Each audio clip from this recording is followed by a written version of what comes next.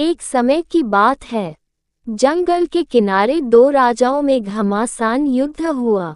इस युद्ध में एक राजा विजयी हुआ, एक पराजित। विजयी राजा के सिपाही रात भर ढोल पीटकर उत्सव मनाते रहे और वीर गीत गाते रहे। सुबह सुबह तेज आंधी आई और उस आंधी में सिपाहियों का एक ढोल लुढ़क कर दूर चला गया और एक पेड़ से जाकर टिक गया। आंधी थमने के उपरांत राजा और उसके सिपाही अपने राज्य की ओर प्रस्थान कर गए। ढोल वहीं जंगल में पड़ा रह गया। ढोल जिस पेड़ से टिका पड़ा हुआ था, उसकी सूखी टहनियां तेज हवा चलने पर ढोल से टकराती और ढोल बज उठता। उसकी धमाधम की आवाज पूरे जंगल में गूंज उठती। एक भूखा सियार शिकार की तलाश में उस स्थान से गुजरा जहां ढोल पड़ा हुआ था। ठीक उसी समय तेज हवा चली और पेड़ की सूखी टहनियां हिलते हुए ढोल से टकराए। ढोल धमाधम करता बज उठा। ढोल की आवाज सुनकर सियार डर गया। उसने पहले कभी इस तरह की आवाज नहीं सुनी थी। वह सोचने लगा कि ये कैसा विचित्र स्वर वाला जीव है।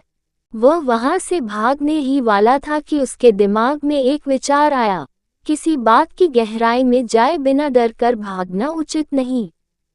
मुझे इस विचित्र जीव के निकट जाकर पता करना चाहिए कि वास्तव में ये कितना बलशाली है।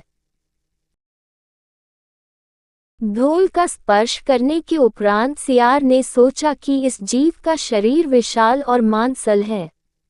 अवश्य इसमें खूब चर्बी, मांस और रक्त होगा। इसे खाकर तो मैं कई दिनों तक अपनी भूख मिटा सकता हूँ। उसने ढोल के मोटे चमड़े के बाहरी आवरण पर अपने दांत गड़ा दिए। वह चमड़ा कठोर था। उसे काटने के प्रयास में सियार के सामने के दो दांत टूट गए। लेकिन अपनी जोरों की भूख शांत करने के लिए वह डटा रहा और किसी प्रकार ढोल में छेद कर उसमें घुस गया। ढोल अंदर से खाली था। उसमें मांस, रक्त, मज्जा ना पाकर सियार बड़ा निराश हुआ।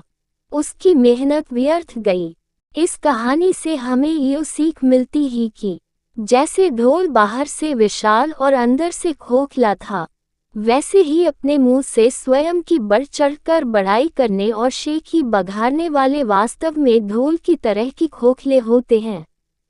इसलिए किसी के बाहरी आवरण और दिखावे से उसके प्रभाव में नहीं आना चाहिए। वास्तविकता का ज्ञान किसी चीज को भली भांति जानने के बाद ही होता है।